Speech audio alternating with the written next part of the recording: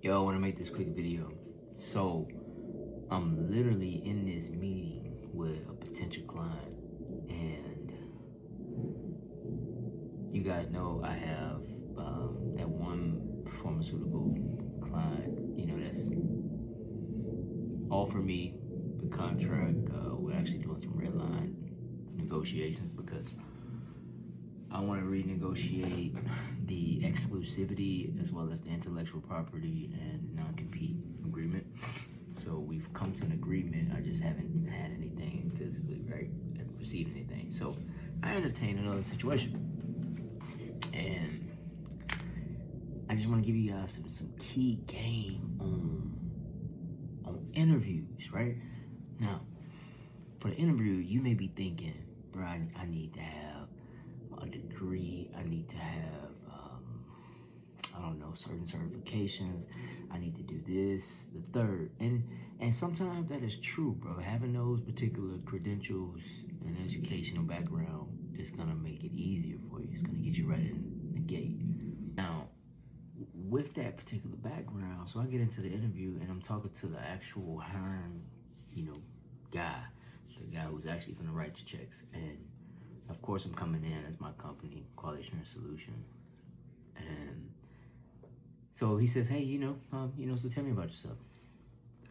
So I'm gonna tell you guys exactly how I ended up running it down. So what I said, hey man, I'm DeMarcus Taylor from a small town out of Enterprise, Mississippi. Total population is like 514 people total. And throughout that process, man, I ended up getting in the construction industry. Started out at the very bottom as a fire watch. And, from the fire watch situation, I desired to be a journeyman pipe fitter. So I ended up becoming a journeyman pipe fitter.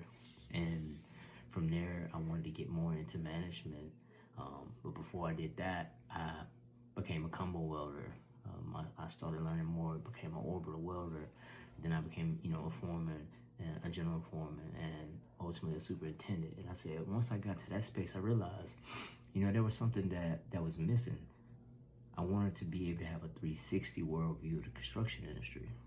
So what I decided to do is I ended up going to the quality assurance side of things. I ended up getting my ASNT, NDT, DT level 2.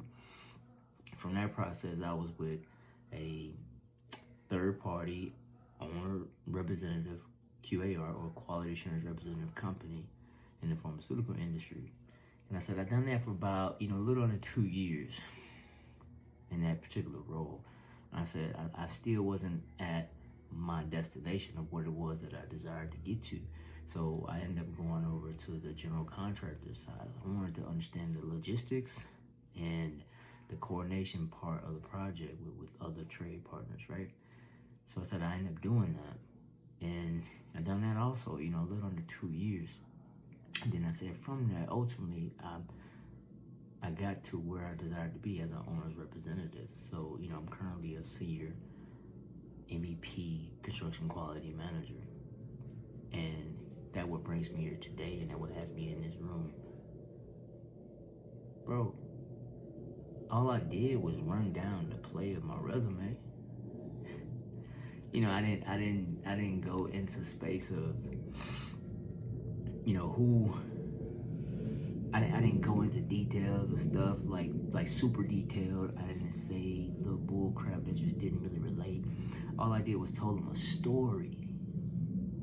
Now, the kick part is, after I told them this story, do you guys know they didn't even ask any technical questions? And the reason behind that, because me painting the picture of my journey from where I was and started all the way to where I was at, left him dumbfounded to where he's like, you're a guy. Ultimately, he started talking about pain points. And this is another thing. What you do is, when you're in these interviews, you tell them, hey, so what are some of the pain points you guys are seeing? And just sit back. And that's okay. Like, it's an interview process. They're interviewing you, and guess what? You're interviewing them. Obviously, there's something that you bring to the table or have sparked their interest to where they think you're the person. And all you got to do now is just go become relatable. Go become likable. Go become so valuable that they can't say no. So you touch on the pain points. You touch on certain scenarios when they speak on these pain points. You get the aha moments like, oh yeah, I've been there before. I understand that process.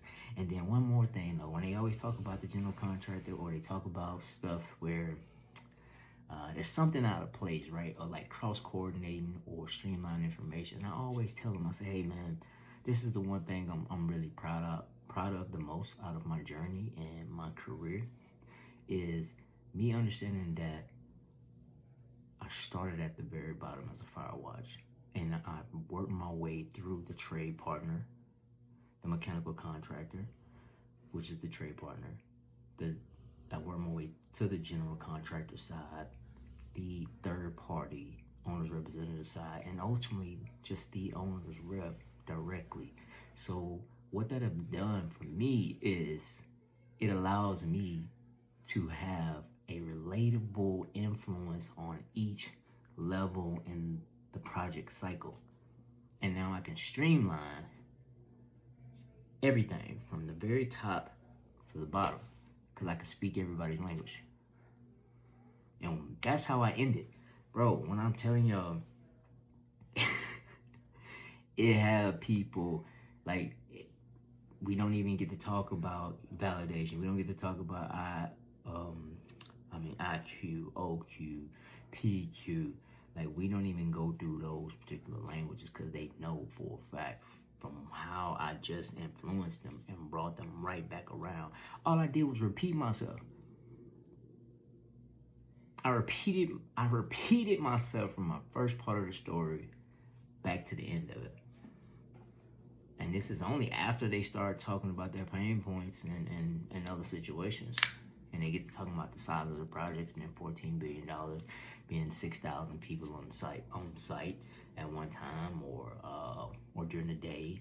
And then they may talk about other general contractors or stuff like that they're having with documentation issues or submittal issues of people installing, stuff that are not per spec or code, like, or design intent.